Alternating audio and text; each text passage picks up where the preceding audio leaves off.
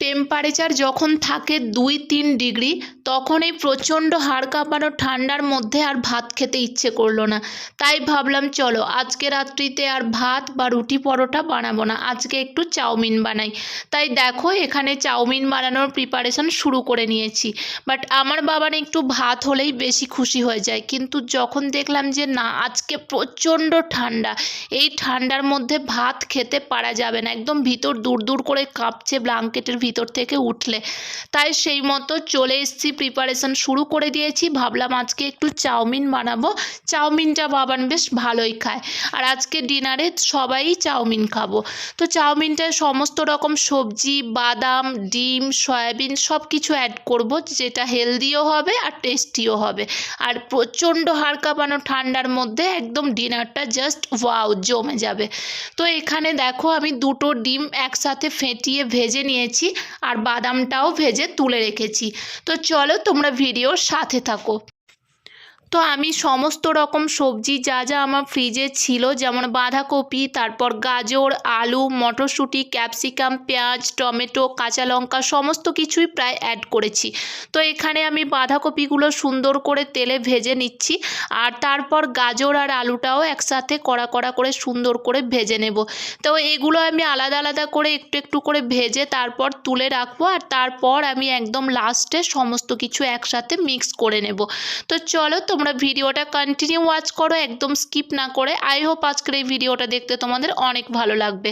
তারপর আমি কড়াইতে তেল দিয়ে দিয়েছি, আর তেলটা গরম হয়ে যাওয়ার পর হালকা করে একটু জিরে ফোড়ন দিয়ে কাঁচা লঙ্কা দিয়ে দিয়েছি, আর তারপর পেঁয়াজ দিয়ে এটাকে সুন্দর করে ভেজে নেব। তারপর পেঁয়াজটা হালকা ব্রাউন করে ভেজে নিয়ে এর সাথে অ্যাড করে দিলাম ক্যাপসিকামগুলো। তো তারপর ক্যাপসিকাম আর পেঁয়াজটা সুন্দর করে কিছুক্ষণ ভেজে নেব। তারপর ভাজতে ভাজতে যা যা দেওয়ার সেগুলো সমস্ত কিছু দিয়ে দেব। তো আমি যেভাবে বানাই জাস্ট নর্মালভাবে, তোমরা তো অনেকেই আমার থেকে ভালো রকমই পাকা গৃহিণী আছো যারা, তারা জানো। তো এটা দেখানোর আমি রেসিপি শেয়ার করছি না, বাট আমি যেভাবে বানাই সেভাবে তোমাদের সাথে শেয়ার করছি। তো ওখানে আমি দিয়ে দিলাম একটু আদা বাটা, একটু রসুন বাটা। তো এটাও ভালো করে সুন্দর করে ভেজে নেব, একদম কাঁচা গন্ধটা চলে গেলে তারপর এর সাথে দিয়ে দিলাম আমি টমেটো কুচি। তো আমি এগুলো একদম লম্বা লম্বা করে কেটে নিয়েছি, মানে কুচি তো বললাম, বাট আমি কুচি একদম ছোট ছোট করে কাটিনি, যেহেতু চাউমিনের সাথে বেশ একটু লম্বা লম্বা থাকলেই দেখতে ভালো লাগে। তো তারপর এগুলো আমি সুন্দর করে একদম ভেজে নেব, আর একদম গ্যাসের ফ্লেমটা লো রেখেছি। তারপর আমি একটু চিনিও দিয়ে দিলাম, কারণ আমি চাউমিন বলো পাস্তা বলো সবেতেই একটু চিনি অ্যাড করলেই ভালো লাগে আমার খেতে। তো তারপর দিয়ে দিলাম অল্প করে একটু সয়া সস। তো সমস্ত কিছু টুকটুক করে এবারে অ্যাড করে দিয়ে দিলাম একটু গ্রিন চিলি সস। তো যা যা দেওয়ার সেগুলো সমস্তই আমি দিয়ে দিচ্ছি, আর হালকা করে সুন্দর করে নেড়ে নিচ্ছি। তো এবারে দিয়ে দেব একটু যে চাউমিনের সাথে যে একটা মানে মশলা থাকে, গুঁড়ো মশলা, সেই মশলাটাও এখানে অ্যাড করে দিলাম। তারপর দিয়ে দিলাম এখানে মানে রেড চিলি সসটা, ফার্স্টে দিয়েছিলাম ওটা গ্রিন চিলি সস ছিল, আর তারপর দিয়ে দিলাম এটা রেড চিলি সস। তো এরকম সমস্ত মশলাগুলো একসাথে দেওয়া হয়ে গেছে, আর তারপর আমি সুন্দর করে ওটাকে কষিয়ে নিয়েছি। তো এখন আমি অ্যাড করে নিলাম এর সাথে যে সিদ্ধ করে রাখা, জল ঝরিয়ে রাখা চাউমিনটা। তো চাউমিনটা এবারে আমি সুন্দর করে এর সাথে মিক্স করে নেব। তারপর এই দেখো বাঁধাকপিটা আর আলু, গাজর, এই সবজিগুলো যে আলাদা করে ভেজে তুলে রেখেছিলাম সেগুলো এর সাথে অ্যাড করে দিলাম।